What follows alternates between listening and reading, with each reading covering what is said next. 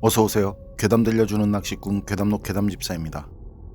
여러분이 어떤 이해할 수 없는 이상한 일을 경험했는데 그 일을 경험한 게 자신만이 아니라면, 다른 모르는 누군가도 같은 자리에서 같은 경험을 했다면? 이번 이야기는 짱스톤님께서 보내주신 사연입니다. 짱스톤님, 사연 제보 감사합니다. 그럼 짱스톤님의 기묘한 경험담, 괴담집사의 시점으로 떨어보겠습니다.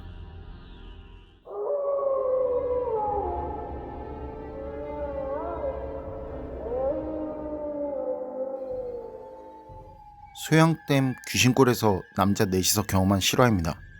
전 20년 넘게 같이 낚시를 하러 다니는 멤버가 있는데요. 그 친구들과 낚시를 가서 경험한 실화입니다. 그곳은 육로로 갈 수 없고 배로 들어가는 시간, 나오는 시간을 예약해서 가야 합니다. 저희는 다들 개인 장사를 하기 때문에 평일날 시간 맞춰서 예약하고 이틀 뒤 나오는 걸로 예약해서 갔었습니다. 그날 출발할 때 날씨가 많이 나빴습니다. 비는 안 오는데 바람이 심하고 하늘에 먹구름도 가득하고, 그런 날씨 아시죠? 당장 비가 억수로 내려도 하나 이상할 거 없는 날씨였습니다.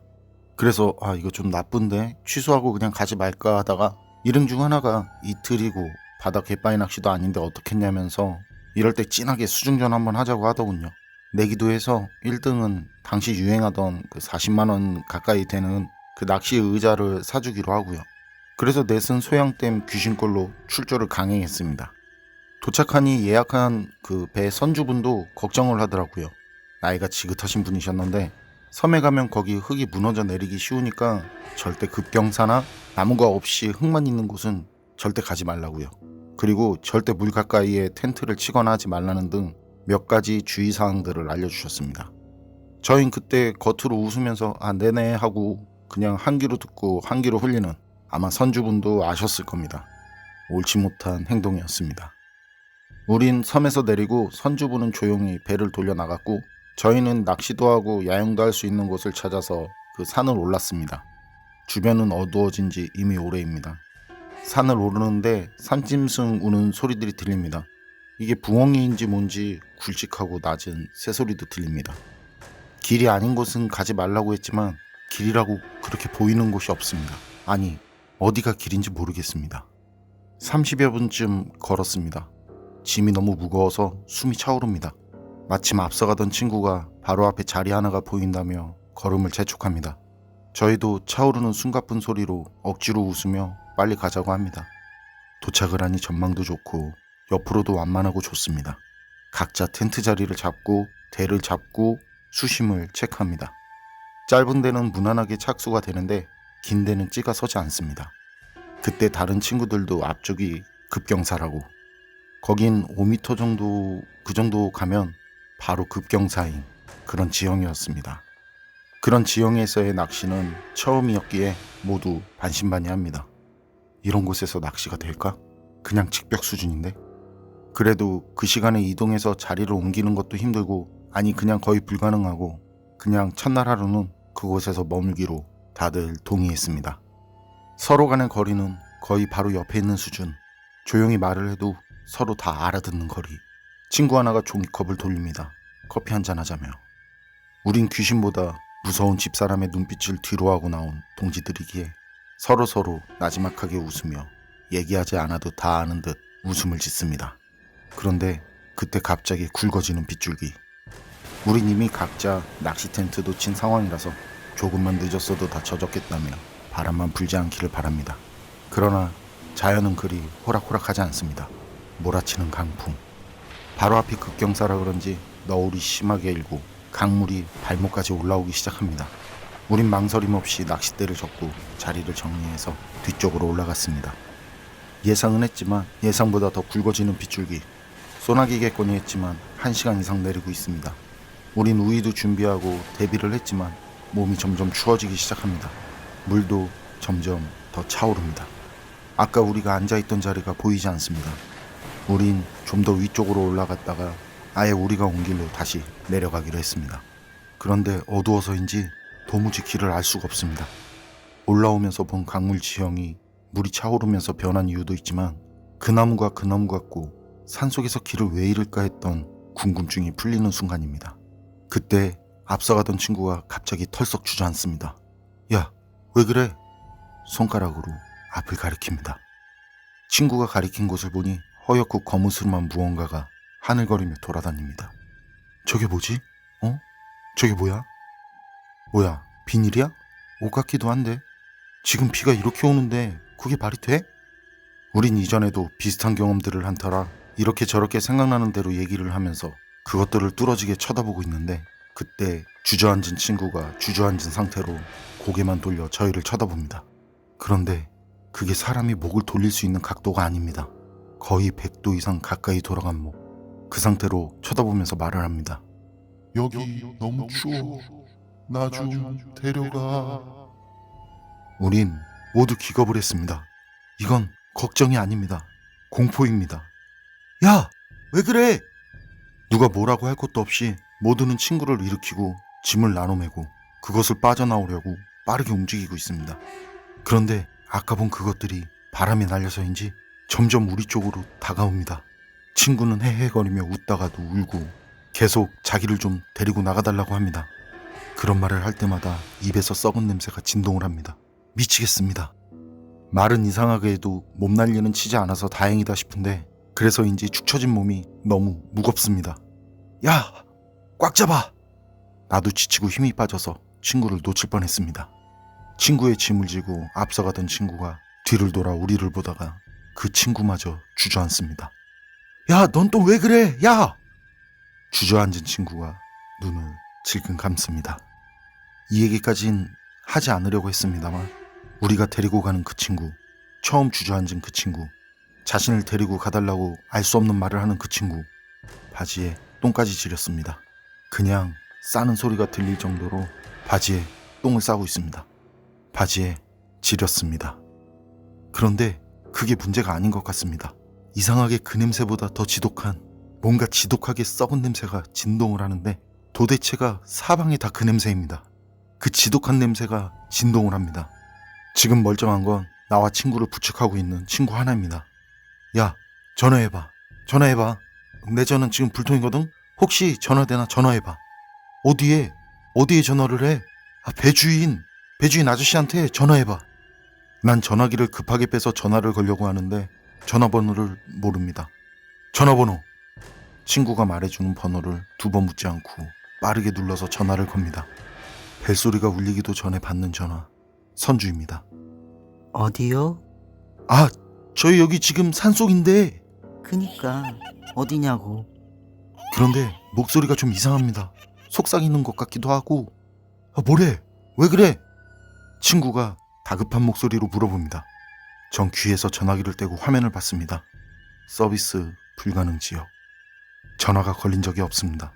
그럼 누가 전화를 받은 걸까요? 이런 공포는 태어나서 처음입니다. 서비스 불능 지역인데 전화를 받아. 뭐? 진짜? 친구 둘은 눈이 뒤집혀서 바지에 똥까지 지르고 자기들도 데리고 가라는 알 수 없는 말만 짓거리고 친구와 전 더 이상 어떻게 할 방법이 없습니다. 짐은 버릴 수 있습니다. 그러나 친구까지 버릴 수는 없습니다. 하지만 굵은 비가 내리는 그 미끄러운 산속을 키 170이 넘는 성인 남자를 업고 움직인다는 건 저희가 할 수 있는 능력치를 훨씬 넘는 일입니다. 친구와 저는 그 자리에서 친구들과 같이 있기로 했습니다. 친구와 저는 이상한 냄새를 풍기며 이상한 소리를 하는 친구들을 곁에 두고 애써 웃으며 이런저런 얘기를 억지로 끄집어내며 대화를 합니다. 가끔 이상한 얘기를 하는 친구를 다독이며 쳐다봅니다. 그러다 눈을 감는 친구. 이제 남은 건 저 하나. 전 밀려드는 공포감에 친구를 흔들어서 깨웠습니다. 일어나지 않습니다. 셋 다 잠들어 버렸습니다. 그때 누군가가 제 이름을 부르며 저를 뒤에서 꽉 잡습니다. 괴담아, 그새 자냐? 가자. 물이 너무 차오른다. 저를 깨운 건 조금 전 잠이 든 친구. 전 제 낚시 의자에 앉아있고 이상한 소리를 하던 친구들은 멀쩡하게 자신의 자리를 정리하고 있습니다. 강물이 어느새 등산화 밑창까지 올라와 있더군요. 꿈이었구나. 전 바로 정신을 차리고 자리를 정리하고 친구들과 함께 좀 더 위쪽으로 올라갔습니다. 다행히 꿈과 같은 일은 산을 오르면서 생기지 않았습니다. 그런데 이상하게 기분 나쁜 그 꿈에서 맡은 썩는 냄새가 사방에서 풍겨오더라고요. 우리는 왔던 길로 우리가 배에서 내린 곳으로 갔습니다. 그리고 그곳에 다시 텐트를 치고 둘러앉아서 커피를 마시며 있는데 물가에 반짝이는 야광 같은 뭔가가 떠오르듯 보이더라고요. 그런데 아까 꿈속에서 본 그 허옇고 검은 뭔가가 수면 위에 떠 있는 것이었습니다. 그래서 전 친구들에게 저게 꿈에서 본 그거라고 전 친구들에게 꿈 얘기를 했고 이내 웃음거리가 됐는데요. 덕분에 공포 분위기는 좀 가라앉았지만 어딘가에서 스멀스멀 풍겨오는 그 썩는 냄새는 여전했습니다. 그렇게 시간을 뜬 눈으로 대화하면서 보내고 아침이 되었을 때 더 이상 낚시를 하긴 힘들 것 같아 모두 철수하기로 하고 선주분께 전화를 했습니다. 그리고 두어 시간 정도 지난 뒤 우린 배를 타고 다시 육지로 가는데 선주분께서 말씀을 하시더군요. 여기가 냄새가 좀 그렇죠. 저기 저렇게 가끔 보이는 저것도 그렇고 여기가 소양댐 만들기 전 마을이 있었는데 거기 마을 공동묘지가 산 중턱쯤에 있었거든요. 지금은 아마 요 물 바로 밑쯤 되겠네.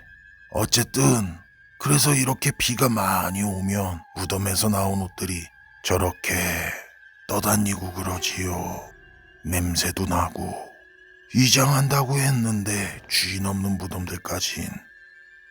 그 말을 들은 친구 중 하나가 선주분께 제 꿈 얘기를 했는데 선주분은 그 말을 듣고는 가끔 그런 꿈을 꾸는 조사들이 있던데 몇 해 전에도 똑같은 꿈을 꿨다는 일행이 있었는데 하시더라고요. 그 사람들은 아침에 집으로 가는 선주님을 급하게 불렀다고 해요. 수물대기 전 공동묘지터 바로 위에서 말이죠. 밤새 저랑 똑같이 자신들도 데려가 달라는 그 이상한 꿈을 꿨다고 했답니다.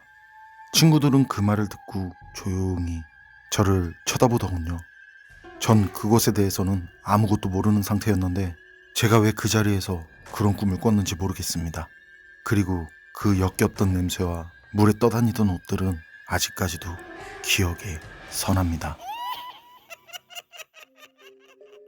짠스톤님 사연은 여기까지인데요. 정말 아무것도 모르는 상황에서 꾼 꿈이 어떻게 그 장소와 그렇게 맞아떨어질까요? 꿈속에서 본 옷이 수면 위에 그리고 사방에서 이상한 냄새가 풍겨온 이유도 그곳이 공동묘지였기 때문이라고 봐도 되겠죠.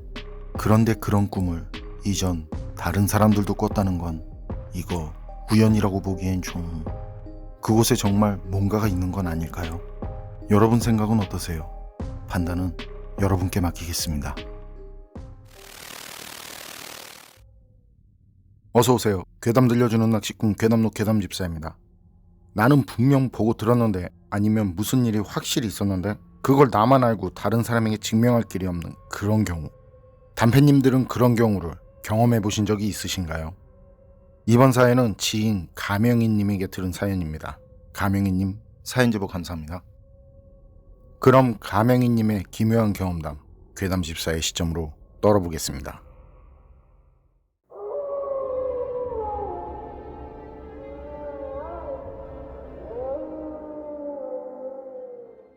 제가 소름 돋는 오싹한 얘기 하나 해드릴게요. 처남하고 춘천 외곽 쪽에 낚시를 갔다가 경험한 일이고요. 처남은 아래 처남이 하나 있는데 저랑 낚시를 다니기 전까진 별다른 취미는 없었거든요. 그냥 조용조용한 친구, 혼자 노는 그런 친구였는데 그런데 그런 처남이 갑자기 뜬금없이 집에 오더니 낚시 좀 알려달라고 하는 거예요. 저희 집안은 아버지, 어머니, 형이랑 저 그냥 모두 낚시광들이거든요. 그래서 전 어려서부터 낚시를 해왔었는데 처남이 그런 이유로 저한테 낚시를 좀 알려달라고 하더라고요. 아내도 평소 조용하고 내성적인 동생이 그러니까 살짝 놀란 것 같았고요.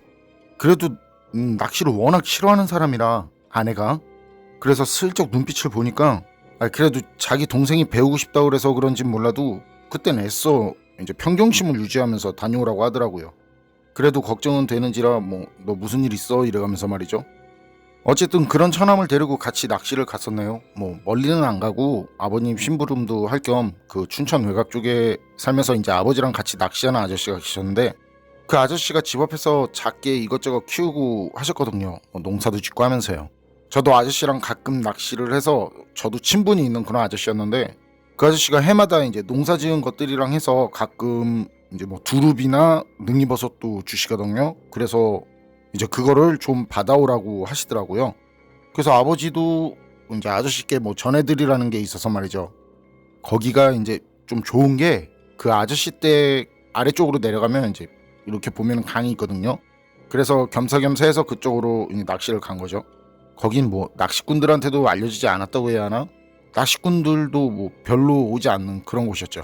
그래서 한적하고 조용하고 들리는 소리라고는 풀벌레 소리랑 뭐 새소리 정도. 그래서 낚시하기엔 정말 그만한 곳도 없다 싶은 그런 곳이죠. 그 아저씨 만나서 받을 거 받고 전해드릴 거 전해드리고 거기 강으로 가서 처남하고 낚시를 하는데, 처남이 낚시에 대해서는 아무것도 모르잖아요. 그날 처음 하는 거니까. 그래서 거기서 매듭매는 법부터 이제 하나하나 알려주고 이것저것 알려주면서 낚시를 했는데, 처남이 어복이 있대요. 그 몇 시간 동안 붕어 몇 수를 잡아내더라고요. 챔질부터 끌어내는 것도 한 두어 마리 잡더니 그 뒤로는 제법 잘 낚아내더라는 거죠. 낚시에 소질 있네 하면서 이제 서로 웃고, 그리고 그때 처남이 낚시봉 제대로 맞은 거죠. 그리고 그렇게 즐기다 보니까 해가 저물고 어두워지더라고요. 케미컬 라이트를 달아야 하는 그런 결정을 할 시간이 다가왔고, 밤낚시를 하지 않을 거면 그냥 돌아가야 하는 시간쯤이 된 거죠. 그래서 처남한테 이제 그만 가자고 하는데, 그만하고 가자고. 근데 처남이 밤낚시까지 하면 안 되냐고 하는 거예요. 진짜 낚시에 푹 빠져드는 한 영혼을 바로 눈앞에서 보는 순간인 거죠. 어차피 다음날이 휴일이니까 밤낚시하는 거는 상관이 없는데, 그땐 집에서 나오면서 밤낚시하는 생각도 하지 않고 그냥 아예 계획도 없었으니까. 그래서 먹을 것도 없고 물도 더 있어야 하고, 그리고 제일 중요한 건 와이프 허락이 있어야 했는데 말이죠. 그게 어차피 1,000원 팔면 되겠다 싶지만 그게 그렇게 호락호락하진 않거든요. 왜 애를 파냐는 식이라든지 뭐 그러면, 이 낚시꾼한텐 물귀신보다 무서운 게 아내라는 말이 있을 정도고 말이죠. 그래서 고민 없이 처남한테 네가 직접 누나한테 전화하라고 했죠. 단호하게 말하라고. 나 오늘 밤낚시하고 간다고 말이죠. 단호하게. 그렇게 처남이 아내한테 전화를 했고, 근데 작게 누나 어쩌고 저쩌고 하더니 전화기를 저한테 주는 거예요. 전 소리 없이 그냥 입모양만으로 왜? 그렇게 말하면서 입모양만으로 이제 전화를 받았는데, 그런데 아내가 차분하고 상냥한 목소리로 처남하고 재미있는 시간을 보내다 오라고 하더라고요. 낚시할 때 다치지 않게 조심하라는 그런 말까지 하면서 말이죠. 그래서 전 전화 끊고 아주 즐겁고 행복한 마음으로 저를 헌신하기로 하고, 처남을 위해서 말이죠. 영혼을 불태우는 밤낚시를 하기로 했고요. 눈치 안 봐도 되는 그런 밤낚시니까 말이죠. 그런데 그때까지 아점만 먹고는 그들은 물배만 채워서 그런지 배가 슬슬 고파지기 시작하는 지극히 자연스러운 현상이 생기더라고요. 그리고 배가 고프지 않더라도 제 경우엔 밤낚시를 하려면 그 비스킷 쪼가리 하나라도 꼭 먹을 게 있어야 했거든요. 일단 먹거리를 사오기로 결정을 했고, 먹거리를 사오려면 거기가 춘천 외곽 쪽이라, 그런 외곽 쪽 시골 마을이라 가게 문 닫기 전엔 가야 했고요. 그래서 가게에 다녀오려고 이제 처남한테 몇 가지 알려주다가 아니다 그냥 같이 가자 했는데, 근데 처남이 손맛을 진하게 본 뒤라 찌만 바라보더라고요. 자긴 그냥 낚시하면 안 되겠냐면서 말이죠. 그래서 낮에 알려줬던 그 몇 가지 다시 알려주고, 그 주의사항들 다시 알려주고, 그 잽싸게 저 혼자 물건들 사러 이제 가게에 갔었네요. 그리고 대충 이제 필요한 것들 신속하고 정확하게 구입을 한 뒤에 바로 다시 낚시하는 장소로 갔고요. 그리고 도착을 하고 자리에 가서 보니까 처남이 찌를 걷어들이고는 뒤쪽 그 산 쪽으로 쭈그리고 앉아 있는 거예요. 그래서 야, 너 거기서 뭐 하냐 하고는 이제 처남이 쭈그린 자리로 갔는데, 이제 낚시 시작한 처남이 거기선 밤에 물고기들이 그 산지렁이를 잘 먹는다면서, 그래서 산지렁이를 잡겠다고 땅을 파고 있더라는 거죠. 그래서 네가 그걸 어떻게 하냐고. 아닌 게 아니라 그쪽이 밤엔 산지렁이가 잘 먹히거든요. 그런데 그땐 땅이 좀 건조해서 산지렁이 보기도 힘들고, 또 잡으려면 위쪽으로 올라가야 해서 귀찮아서 안 잡은 건데, 그런데 낚시든 낚시자리든 모든 게 처음인 처남이 밤에 산지렁이 있으면 거기서 큰 물고기가 나온다는 걸 어떻게 알았냐는 거죠. 특히 뭐 향어가 나온다고, 향어가 잘 나온다고 그런 말 하는데 그 정도까지는 저도 모르는 거였거든요. 그런 건 낚시를 한 사람도 거기 지역 사람이 아니면 모르는 거니까요. 어쨌든 그래서 어떻게 알았냐니까 어떤 할아버지가 알려줬다고 하는 거예요. 할아버지 낚시하러? 또 그렇게 물어봤더니 낚시하러 온 건지 뭔지는 모르겠는데 여기서는 밤엔 지렁이 써야 한다고, 그러면 향어 나온다고 그랬다고 하는 거예요. 그래서 처남이 돌아서면서 지렁이 말씀이시냐고. 근데 지렁이를 어디서 구하냐고 그랬더니 뒤에 천지 널린 것들이 지렁이라고, 그러면서 그 지렁이 파는 자리까지 알려줬다고 하더라고요. 그리고 할아버지는 거기에 더 그 앞쪽으로 이제 물이 좀 흐르니까 조금 더 위쪽으로 던지라고 그런 것까지 알려주시고, 그러니까 어디에 던져야 할지 그 던질 위치까지 알려줬다는 거죠. 그렇게 알려줬다고 말을 하더라고요. 그러고는 뜬금없이 이제 자긴 저 위 산 중턱에 사는데 나중에 물고기 좀 잡으면 몇 마리만 좀 주고 가라면서 그렇게 말을 하고, 그리고 조용히 그 바로 뒤에 난 산길로 올라갔다고 하더라고요. 그런데 그게 산지렁이면 미끼며 그리고 던지는 위치며 그때 1001마리 다 맞는 말이었거든요. 그래서 저도 처음엔 그렇구나, 거기에서 낚시하는 분이 알려주고 갔구나 했었어요. 그래야 말이 되는 거니까. 그 지역 낚시 초절정 고수가 알려주지 않으면 알 수 없는 거니까. 솔직히 저도 모르는 것까지 알고 있었으니까요. 그래서 그냥 그런가 보다 하고 처남이 산지렁이를 잡았다는 곳에서 저도 이제 산지렁이를 잡아서 낚시를 하고 있는데 아버지 친구분인 아저씨한테 전화가 오더라고요. 아직 낚시 중이냐면서 말이죠. 그래서 아직 거기서 밤낚시 중이라고 말씀을 드리니까 아저씨도 나온다고 하셨고요. 그리고 조금 지나서 아저씨도 낚시 장비들 들고 오시더라고요. 집이 바로 그 앞이니까 걸어서 한 10분? 빠르게 걸으면 한 10분도 안 걸리는 거리니까요. 금방 나오셨는데, 그리고는 우리 바로 옆에서 이제 자리 잡고 낚시를 하셨고요. 그때 아저씨가 저보고 미끼는 못 쓰냐고 하시길래, 그래서 그때 처남이 잡은 그 산지렁이 얘기하면서, 그리고 그때 그 할아버지가 알려줬다는 얘기도 했거든요. 아저씨도 그 말 듣고는 처음엔 운이 좋다고만 하시더라고요.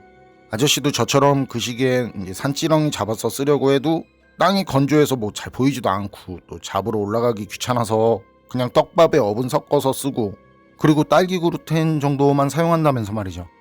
그리고는 다시 찌를 보다가 산중턱? 산중턱이라고? 그러더라고요. 그래서 그렇다고 처남도 뒤쪽으로 난 길을 이제 알려주면서 그리로 올라가는 것까지 봤다고 그랬거든요.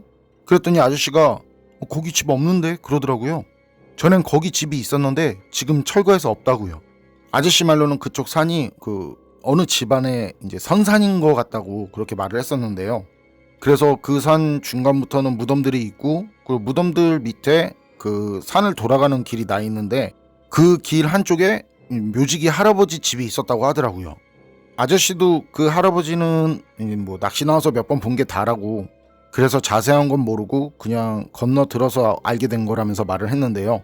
그 묘지기 할아버지는 그해 몇 해 전에 돌아가셨고, 그리고 그 뒤로 그 묘지기 집도 철거해서 그땐 거기 집이 없다고 하는 거예요. 그래서 제가 처남 보면서 아니라고, 얘가 오늘 여기 처음 왔고 낚시도 처음 하는데 그럼 여기 산지렁이 있으면 향후 나오는 거며 어느 쪽으로 던져야 더 잘 나오는 거며 그걸 어떻게 알았겠냐고 했거든요. 그리고 그때 처남도 아저씨한테 그 할아버지가 물고기 잡거든 자기 산 중턱에 산다고, 그 물고기 좀 주고 가라는 말을 했다고 하니까 아저씨가 고개를 쓱 돌려서 산 쪽을 바라보더라고요. 그리고 그날 밤 아저씨랑 저는 잡지 못하는 상황에서 산지렁이 쓰는 완전 생초짜 그 천원만 잡았거든요. 그것도 아주 큰 녀석이었는데 향어였어요. 똑같이 산지렁이를 쓰고 있는 상황에서 말이죠. 그 뒤로는 셋 다 찌가 말뚝이었고요. 그렇게 천원만 잡고 이제 새벽 지나 아침이 왔고요. 그 아침에 자리 정리하면서 아저씨가 그러더라고요. 아침 산책도 할 겸 어제 말랑 거기 다녀와 보지 않겠냐고요. 멀지도 않고 바로 요 앞이라면서 말이죠. 그때 제 생각은 말이죠. 가끔 장박 낚시를 하거나 아님 다른 어떤 이유에서든 그 무허가 건물이죠. 비닐이라든지 합판이라든지 그런 걸로 이제 집 비슷하게 지어놓고 거기서 이렇게 생활하는 분들을 낚시하면서 가끔 봤었거든요.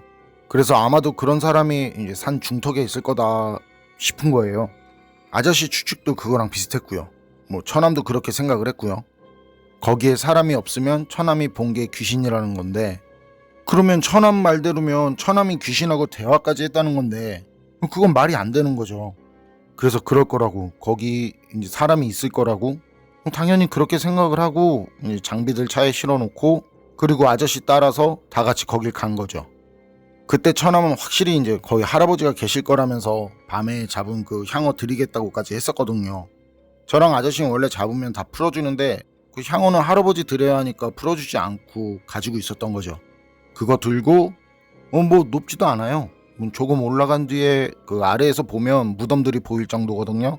그리고 그 옆으로 난 길을 따라가면 그 묘지기 할아버지 집이 있었다는 데고요. 근데 아래에서는 이제 그 자리까진 보이지 않았고요. 어쨌든 일단 올라갔죠. 셋은 그렇게 올라갔는데 그 집이 있었다는 자리, 그 자리에 가니까 작은 텐트 타프가 하나가 있더라고요. 우리 모두가 예상한 것처럼 거기 누군가가 있었던 거죠.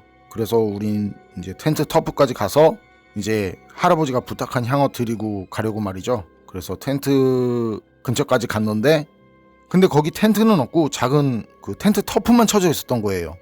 그리고 안에는 아무도 없더라고요. 그냥 있는 거라고는 물통이랑 그런 거 몇 개가 다고 사람은 없더라고요.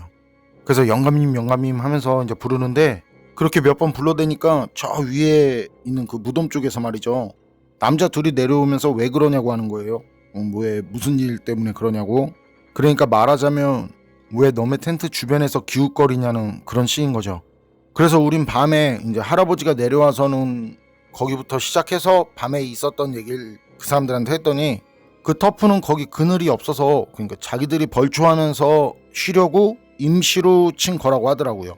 그래서 텐트도 없고 그냥 그늘막 용도로 사용할 그 터프만 친 거고요.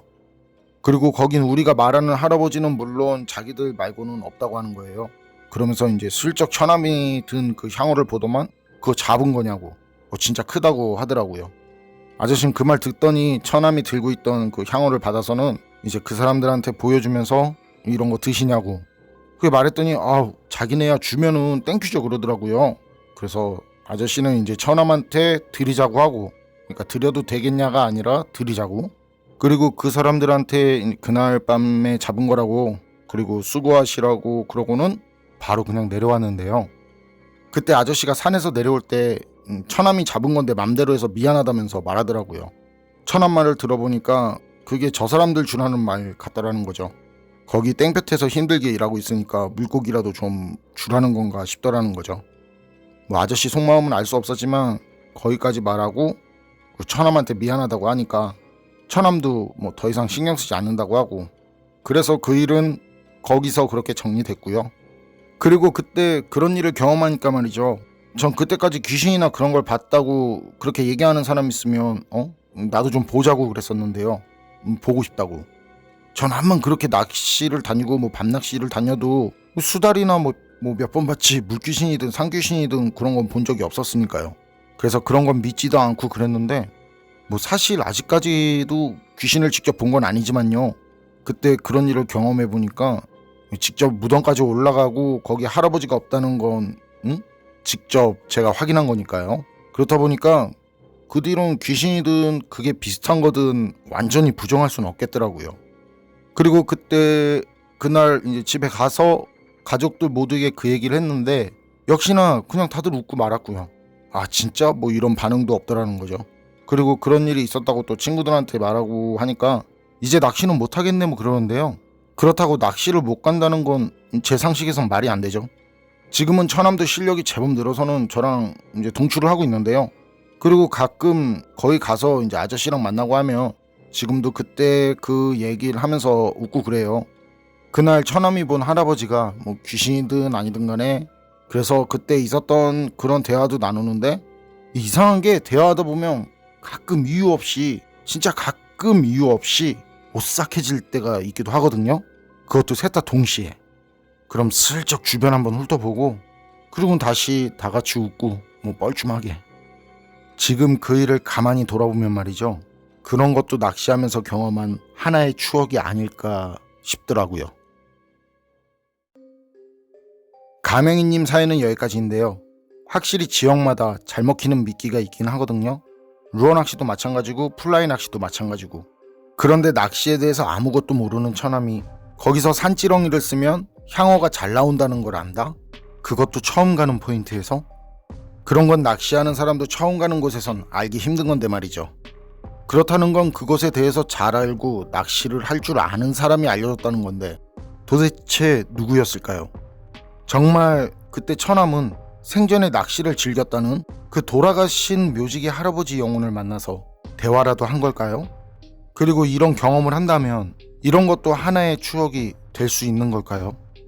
여러분 생각은 어떠세요? 판단은 여러분께 맡기겠습니다.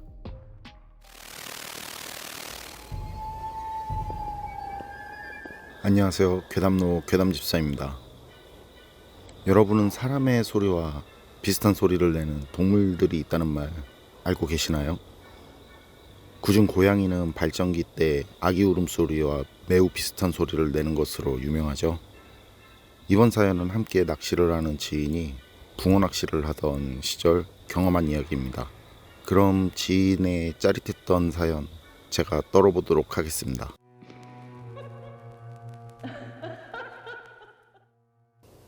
사연이 있던 날은 지인이 루어 낚시를 하기 전 한참 붕어 낚시를 할 때라고 합니다. 춘천은 정말 어디를 가더라도 낚시를 할 수 있는 곳이 많아서 이 중에는 많은 사람이 아는 널리 알려진 곳도 있기는 하지만 반대로 사람들이 잘 모르는 자신만이 조용히 즐길 수 있는 곳도 많습니다.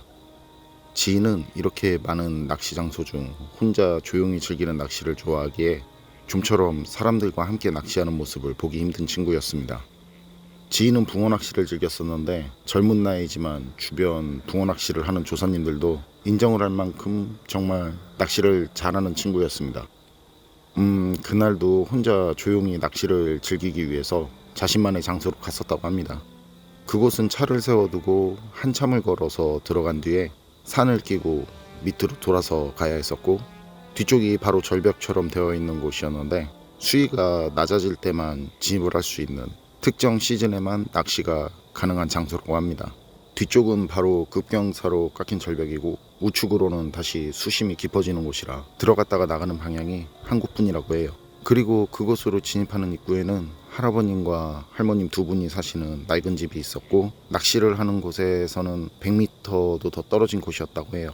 지인은 이곳에서 낚시를 자주 했었기 때문에 그곳에 다니면서 할아버님, 할머님과 잘하는 사이가 됐고 어르신들 드실 군것질 거리도 사다 드리고 물고기를 잡으면 그 어르신들께 드리고 오거나 하다 보니까 밤에 낚시를 하고 있으며 할아버님께서 고구마나 감자, 옥수수 등을 낚시하면서 먹으라고 갖다 주시기도 할 정도였다고 합니다. 그때 그날은 정말 달도 밝고 바람도 하나 없고 물도 잔잔해서 달빛이 비치는 수면이 은쟁반처럼 너무 보기 좋았었다고 해요. 조용히 귀뚜라미와 풀벌레 소리를 들으면서 마음껏 자연을 즐기기 너무 좋았었는데 그날은 그 흔한 고라니 울음소리도 들리지 않더랍니다. 고라니 소리 들어보신 분은 아실 겁니다. 그게 개인차가 좀 있겠지만 이게 진짜 꾀꾀거리는 소리인데 이 생긴 것과는 다르게 좀 그렇습니다. 얼마쯤 지났을까요? 진짜 그날따라 입질도 없고 너무 나른해서 커피 한잔 할 생각으로 물을 끓이려는데 애기 울음소리가 들리더래요. 잠시 멈췄다가 다시 또 응애응애 하는 소리. 지금까지 다녔었지만 거기에서 애기 울음소리는 처음 듣는지라 처음엔 잘못 들었나? 라고 그렇게 생각했었는데 사실 이미 지인의 목덜미와 팔에 생긴 소름은 지인이 잘못 들은 게 아니라는 걸 말해주고 있었다고 해요. 그때는 한여름이었는데 그런 곳은 여름이라고 해도 밤이 되면 추워지기 때문에 반팔은 생각도 못 하거든요. 그래서 꼭 기온 때문이 아니더라도 그 모기나 벌레들 때문이라도 밤낚시를 할 땐 반팔은 잘 입지 않습니다. 저도 그렇고요. 그래서 옷을 따뜻하게 입었는데도 온몸에 한기가 느껴지고 머리카락에 정전기라도 생긴 것처럼 붕 떠서 쭈뼛쭈뼛 이렇게 서는 느낌이 느껴지는데 기분 탓인지 눈 바깥쪽 있잖아요. 어깨 쪽 그쪽으로 한 번은 왼쪽 한 번은 오른쪽 이렇게 뭔가 슬쩍슬쩍 지나가는 것 같은 느낌이 들더래요. 이건 저 같은 경우는 너무 자주 있어서 신경도 안 쓰는데 처음 경험하신 분은 특히나 혼자 있을 때 그럼 상당히 신경 쓰실 거예요. 지인은 그 상태에서 커피를 이제 500ml 머그잔에 가득 타서 애써서 천천히 마시는데 그때 뒤에서 소리가 또 들리더래요. 조용하지만 아주 명확하게 바로 목 뒤에서 좀 잡았어? 커피 있으면 나도 좀 줘봐. 지인은 이 말을 듣고 소리를 지르면서 기겁을 하고 일어났다가 커피를 떡밥에 다 쏟았었고 뒤를 돌아보니까 할아버님께서 수박을 들고 오셔서 지인 뒤에 쭈그리고 앉아서 말씀을 하셨었답니다. 지인은 당시 창피하고 뻘쭘해서 진짜 헛웃음만 나오더래요. 어르신께서는 그렇게 겁이 많은데 밤낚시하겠다고 혼자 이렇게 오는 거 보면 정말 신기하다고 하시면서 수박 제철이라고 가져왔으니까 쉬엄쉬엄 먹어가면서 하라고 주셨었고 지인은 아까 애기 울음소리가 생각이 나서 어르신 혹시 여기 고양이들이 많이 있나요? 라고 물어봤다고 해요. 그러자 어르신께서는 이 나라 어딘들 고양이 없는 곳이 있겠냐면서 웃으셨고 지인도 그렇겠지 발정난 들고양이 소리겠지 하고 생각을 했었답니다. 그 뒤 어르신께서는 지인과 커피 한잔 한 다음 그냥 조금 더 이야기를 나누시다가 들어가셨다고 해요. 지인은 어르신께서 가신 다음 다시 떡밥을 만들어서 낚시를 하는데 응애 다시 또 애기 울음소리가 들리더래요. 그런데 이번에는 좀 전보다 더 소리가 컸었고 더 길게 우는데 처음엔 또 고양인가 하면서 억지로 마음을 가다듬고 울음소리를 외면하고 어르신이 주신 수박 한 입 물고는 낚시에만 몰두하려고 했었답니다. 그런데 다시 또 애기 우는 소리가 들렸었고 그때는 자장가 소리가 들려왔답니다. 자장 자장 우리 아가 자장 자장. 그리고 애기 울음소리도 같이요. 진짜 그때 지인은 자기가 뭘 듣고 뭘 봤어도 그것보다 겁이 난 적은 없었다고 해요. 그런데 신경을 곤두세우고 들어보니까 소리의 방향성이 없더래요. 소리가 어디서 들리는지도 모르겠고 그냥 사방에서 들리는 것 같고 머릿속에서 맴도는 것 같기도 하고 확실한 건 잘못 들은 것도 아니고 심장박동이 점점 빨라지는데 지인은 그 상황에서 애써 아주 조심히 자리에서 일어나서 여차하면 뜰 생각으로 천천히 주변을 천천히 둘러봤다고 합니다. 뒤편 절벽 위에 산까지도요. 그런데 달이 밝아서 굳이 라이트까지 필요 없을 정도로 주변이 다 보일 정도로 밝았다는데 그 어디에도 사람은 보이지 않았다고 합니다. 그렇게 주변을 살피다가 도저히 낚시를 할 수가 없어서 낚시 자리를 정리하는데 그 맑던 밤에 먹구름이 갑자기 끼더니 소나기가 내리더래요. 그곳은 물이 들어왔다 나갔다 하는 곳이라서 이끼들이 아직 돌에 있었고 물에 젖으면 다시 미끄러워지는 곳이라 낚시 장비와 가방을 짊어지고 일부러 노래도 불러가면서 조심히 천천히 나오고 있었는데 빗줄기가 점점 더 굵어지면서 그 떨어지는 빗소리에 분명히 다시 들리더래요. 자장 자장 우리 아가 말도 없이 잘도 잔다. 그리고 애기 우는 소리도 또 같이요. 이쯤 되니까 돌이 미끄럽고 뭐고 그냥 달렸다고 합니다. 그때 지인은 돌에 미끄러지고 손목도 삐고 손바닥도 까졌다고 해요. 온몸은 그냥 흙투성이가 됐었고요. 미끄러지고 넘어지면서 그곳을 빠져나온 뒤에도 허겁지겁 달렸었는데 달려가다 보니까 앞에 불이 켜진 어르신 집이 보였었고 할아버님과 할머님은 마루에 앉아서 수박을 드시며 계셨었다고 하세요.